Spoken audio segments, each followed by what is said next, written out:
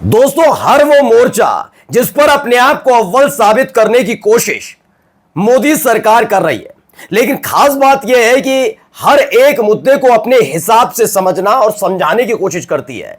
विपक्ष को साथ लेकर न चलना, विपक्ष के खिलाफ गंदगी उगलने के लिए अपने ट्रोलर्स के साथ साथ गोदी मीडिया के एंकर और उनके साथ बीजेपी के तमाम नेताओं को छोड़ देना, यह सब अब भारी पड़ता नजर आ रहा है। क्योंकि जिस बात का जिक्र अब तक सिर्फ विपक्षी पार्टी कर रहा था, वही विपक्षी पार्टियों के मुद्दे को लेकर अब देखिए दुनिया भर में सवाल उठने लगे। लोग कहने लगे हैं कि इस प्रतिनिधि मंडल का मतलब ही क्या, जब आपसे वहां की मौजूदा सरकार और मौजूदा आधिकारिक व्यक्ति मिलने से इनकार कर देते हैं। कोई मीडिया आपको कवर करने से बिल्कुल भी तैयार नहीं रहती। इन तमाम मुद्दों पर बड़ी फजीयत हो रही है। आज आपको एक और चीज दिखाने जा रहा हूं कि अपने आप को महानतम और विश्व गुरु साबित करने के लिए अंधभक्तों के लिए एक बड़ा कदम मोदी जी उठाने जा रहे हैं।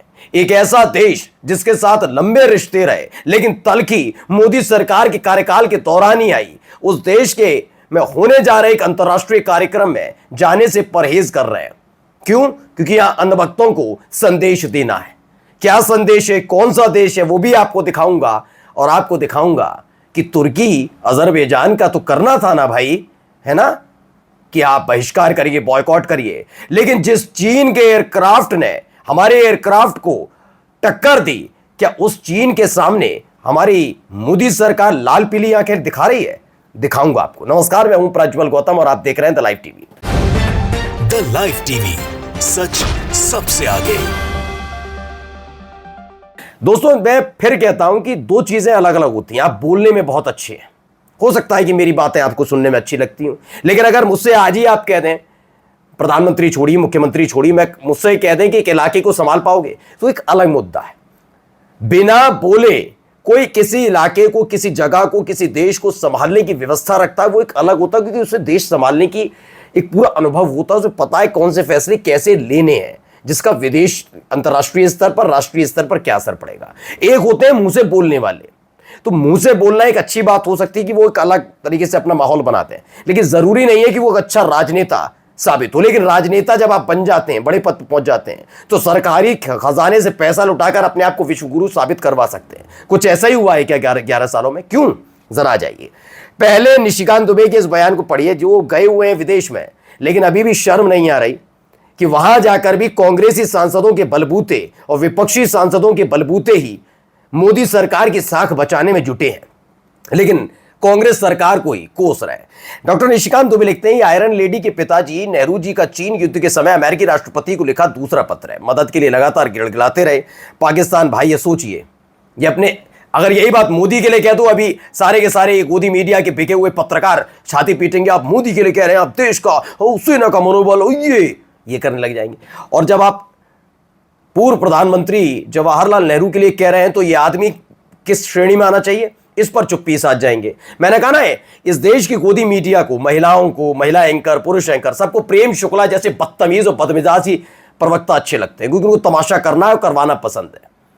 अभी हमारे देश के पूर्व प्रधानमंत्री के बारे में बोल रहे हैं, और पूर्व प्रधानमंत्री जवाहरलाल नेहरू ने जाकर तो कोई युद्ध नहीं लड़ा होगा। लड़ती कौन सी? सेना। सेना का मनोबल पर सवाल नहीं उठ रहे हैं। ये इनकी राष्ट्रवाद है, बस राष्ट्रवाद मोदी तक सीमित। फिर बता रहा हूं, ये किसी के सगे नहीं है, देश के सगे है ही नहीं। आगे पढ़िए। दोस्त है, अच्छा पढ़ा पड़ोसी है, हम उसके साथ समझौता कर लेंगे, सब कुछ लिख दिया। लेकिन महान नेहरू जी की बेहतरीन विदेश नीति को गौर से पढ़िए। देखिए, पूरा इन्होंने डाला होगा, तो इसको डिकोड किसने कर दिया? कृष्णकांत है। हर मोर्चे पर पिट रहे हैं और इंदिरा इंदिरा रट रहे हैं। ये रट अच्छी है क्या? पता है, इंदिरा जी का नाम रटते रटते इनकी सरकार प्रधानमंत्री में इतना साहस जाए कि अमेरिका की आगे रेंग ना मना कर दें, लेकिन इनसे न हो नहीं पाएगा। ये डिग्री दुबे भाई साहब प्रतिनिधि मंडल में गए हैं विदेश, जब से गए हर दिन इंदिरा गांधी और नेहरू को कोस रहे हैं। जानते हैं क्यों? क्योंकि इन्होंने देश को जिस तरह से शर्मसार किया, उसका कोई जवाब इनके पास नहीं है। अपनी शर्म से बचने के लिए 4 से 6 दशक पहले मर चुके नेताओं को कोस रहे हैं। इनके प्रतिनिधि मंडल क्या हासिल करके लौटे, ये बताने के लिए भी इनके पास कुछ नहीं है। देश का पैसा फूंक कर प्रतिनिधि मंडल लेकर गए हैं और वहां इंदिरा गांधी और नेहरू को कोस रहे हैं। यही करना था तो क्यों पैसे फूंकने गए? ये काम तो यहीं कर लेते हो, करते भी रहे हो भाई तुम लोग। इंदिरा नेहरू यहीं रट लेते। इनका प्रतिनिधिमंडल क्या दुनिया को ये बताने गया कि हमारे आज के लिए हमारा अतीत जिम्मेदार है? गिरोह के सारे महारथी मिलकर अभी तक यह नहीं बता पाए कि भारत ने युद्ध विराम का फैसला किया तो इसका ऐलान अमेरिका ने क्यों किया। गए थे सिंदूर की लाज रखने और सौदा करके लौट आए। 10 बार ट्रंप बोल चुका है कि व्यापार की धमकी देकर हमने युद्ध रुकवाया। किस मुंह से ये लोग बोल पा रहे हैं, शर्म नहीं आती। एक तो ये लताड़ यहां पड़ी, अब आपको दूसरी लताड़ का परिचय देने जा रहा हूं। इंडियन डेनमार्क है। इन्होंने एक चीज लिखी, क्या लिखा? The all party delegation of MPs led Shri Ravishankar Prasad, जानते होंगे बिहार से आते हैं, सांसद हैं बीजेपी के। उन्होंने किससे मिले? डेनमार्क में किससे मिलते हैं? देखिए, मेंबर से मिले, पार्लियामेंट मेंबर, लेकिन कौन से? फॉर्मर, यानी कि पूर्व सांसदों से, वहां के पूर्व सांसदों से मिलते हैं। फॉर्मर मिनिस्टर यानी पूर्व मंत्रियों से मिलते हैं। फॉर्मर डिप्लोमेट, यानी जो डिप्लोमेट होते हैं, विदेश नीतियों से संबंध रखने वाले अधिकारी जो देखते हैं, वो भी फॉर्मर, पूर्व, उनसे जाकर मिलाए हैं और इसको अपनी वाहवाही के तौर पर बता रहे हैं। सवाल यह है कि सरकारें वक्त क्यों नहीं दे रही? कोई प्रधानमंत्री, विदेश मंत्री, उनके देश का रक्षा मंत्री, कोई ऐसा क्यों नहीं मिल रहा है? ये क्या है? इससे पहले तो आपने देखा ना, सिर्फ एएनआई कवर कर रही थी, उसके अलावा कोई नहीं। अब आइए कृष्णकांत क्या लिखते हैं। विदेश नीति और मोदी नीति में बदलकर आप दुनिया को अपने साथ कैसे ला सकते हैं? हमारी विदेश नीति भारतीयों को इकट्ठा करके मोदी मोदी चिल्लाने और रील बनाने तक सिमट गई थी। घर में भी आप यही करते हैं, बाहर भी। आपने ऐसी राजनीति शुरू की कि विदेश में बसे इंडियन डायस्पोरा को भी बांट दिया। वे खेमों में बढ़ गए, आपस में लड़ने लगे। इससे क्या संदेश गया? देशों के अंदर लोगों को बताया गया कि मोदी जी की वजह से हम अमेरिका को कहते हैं कि तू क्या है बे। जी, मैंने एक बार अभी पिछली वीडियो में जिक्र भी किया था। दिन भर व्हाट्सएप पर यही गप फैलाई जाती है। आपको लगता है कि दुनिया से अनजान होगी, देश के अंदर देश के बाहर सिर्फ एक आदमी का भजन होगा, तो दिल्ली में आपकी नाक के नीचे बैठे दूतावासों को यह नहीं दिखेगा? क्या दुनिया नहीं जानेगी कि आप अपनी जनता से बता रहे हैं कि दुनिया में आप ही सबसे महान है? नतीजा देखिए, चीन, तुर्की और अजरबैजान का समर्थन, रूस और कुवैत से समझौता, यूएन से अरबों डॉलर की मदद, ये सब हमें क्यों नहीं मिला? हमें मिली अमेरिका द्वारा की जा रही सतत बेइज्जती। 10 बार दोहरा चुका है कि मैंने ट्रेड की धमकी देकर युद्ध विराम करा दिया। ये है हमारी विदेश नीति, लेकिन इस पर चर्चा नहीं करनी। मैं फिर कहता हूं कि सबसे बड़े जिम्मेदार, अगर आप लोग ये मानते हैं कि मोदी, शाह, बीजेपी ये हैं, ये तो है ही है, क्योंकि जिस दौर में आपको आगे आकर बोलना चाहिए तो सरकार में आप। लेकिन मैं फिर कहता हूं कि इस देश की बिकी हुई मीडिया, और सबसे बड़ी लानत है, इनको भेजना चाहिए कि इन लोगों ने अपने ईमान से सौदा कर लिया, पत्रकारिता को धूमिल किया। मैं फिर कहता हूं आने वाली पीढ़ी इनको बताएगी, क्योंकि जब जब इन्हें सरकार से सवाल करना था, ये नेहरू और इंदिरा को कोसने वाले लोगों को बिठाकर गुंडई और बदतमीजियां करवा रहे थे, गालियां दे रहे थे उनके बीजेपी के प्रवक्ता मां बहन की, और ये खुलेआम सुनकर फिर भी उस आदमी को बिठा लेते थे अपनी डिबेट में। तो सबसे पहले तो धिक्कारो ऐसे ऐसे चैनल्स को, आगे आकर इनका हिसाब किताब सबसे पहले इनका होना चाहिए।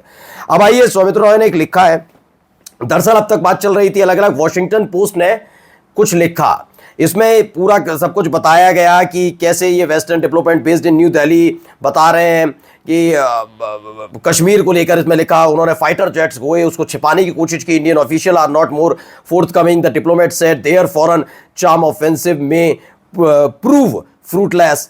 आगे देखिए, इसमें बताया गया न्यू दिल्ली में एनालिस्ट हैं, क्रिटिक्स हैं, वो सारे के सारे बता रहे हैं प्राइम मिनिस्टर नरेंद्र मोदी को सपोर्ट नहीं मिला। सही बात है, सपोर्ट कहाँ मिला? आप बताइए, एक देश ने अब तक खुलकर अब तक कह दिया, अब तो लंबा समय बीत गया ना भाई, अभी तक कह दिया हो, एक बार भी कहा आगे आकर? नहीं। पाकिस्तान के लिए तो कह चुके हैं ना कि आगे आकर एक देश ने कहा कि जो हुआ वो गलत हुआ और पाकिस्तान के खिलाफ हम खड़े हैं आपके साथ? नहीं, अभी तक नहीं। आगे आकर देखिए, इसमें यह भी बताया गया कि the support it expected from the international community for its military campaign, India and Pakistan were effectively hyphenated और ट्रीटेड एज इक्वल। ये सारी चीजें वहां पर से की जा रही है। इसमें सौमित्र राय लिखा है, शशि थरूर की आगामी अमेरिकी यात्रा से पहले वॉशिंगटन पोस्ट ने मोदी की धज्जियां उड़ा दी। इससे पहले भारतीय सांसदों की यात्रा को सिर्फ एएनआई कवर कर रहा था। ये बात लगातार हम आपको पूछ रहे हैं कि ये ऐसा क्यों हो रहा है, लेकिन नहीं।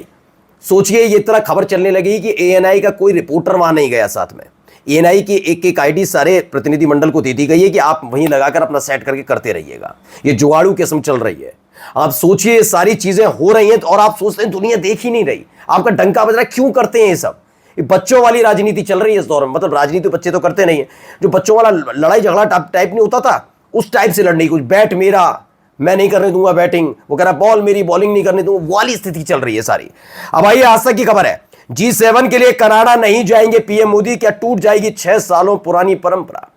मैं फिर कह रहा हूं, परंपराएं तोड़ने के लिए और इतिहास रचने के लिए तुम आए हैं, रच तो दिया इतिहास। पुतिन, इतने पुराने दोस्त, क्या हालत है?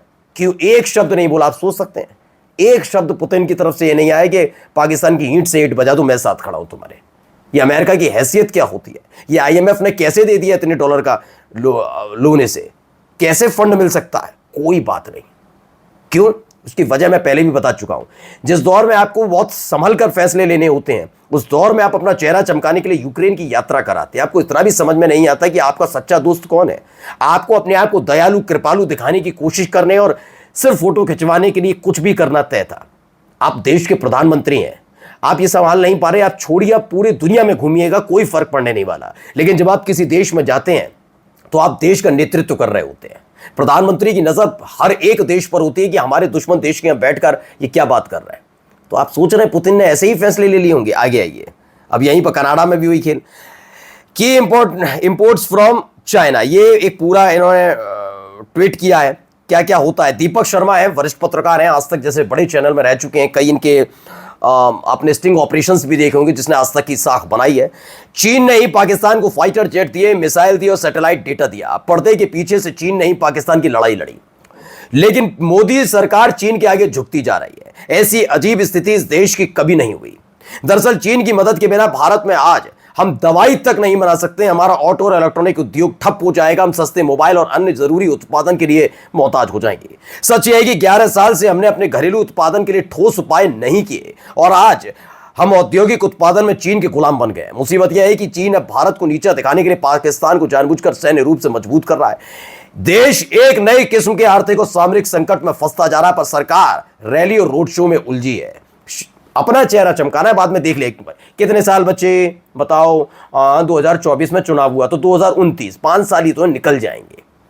कितने आवाज उठाएंगे? अभी तो आवाज उठनी शुरू हुई है, देखेंगे 5 साल बाद। 5 साल बाद देख लिया जाएगा, ज्यादा टेंशन की बात नहीं है। तो सत्ता में जब तक हो मजे लो, घूमो देशों में, जी हुजूरी कराओ, सरकारी खजाने से किसी गरीब देश को दे दो पैसा, हमारे टैक्स पेयर का पैसा उसे थमाओ और फिर वीडियो बनवाओ उससे कि उसने पैर छुए। वाह, हमारा पैसे से अपने पैर छुलवाने वाले ये देश के प्रधानमंत्री हैं। इसके अलावा कई और खबरें देखिए। फ्रांस की कंपनी वंदे भारत ट्रेनों में परोसेगी यात्रियों को खाना। ये हो गया आपका आत्मनिर्भर वाला भी हो गया, स्वदेशी वाला नारा नरेंद्र मोदी साहब का पूरा हो गया कि ऐसे ऐसे काम फ्रांस की कंपनी करेगी। और जाते जाते खबर, आज तक की आईपीएल प्लेऑफ फाइनल कोलकाता से गुजरात शिफ्ट करने का फैसला राजनीतिक कारणों से प्रेरित, ये पश्चिम बंगाल की सरकार का आरोप है। बीसीसीआई के फैसले की कड़ी आलोचना पश्चिम बंगाल सरकार यानी ममता बनर्जी की सरकार ने की है, जिसमें कोलकाता की ईडन गार्डन्स के आईपीएल प्ले ऑफ फाइनल मैचों को गुजरात स्थानांतरित करने का निर्णय लिया गया है। नमस्कार।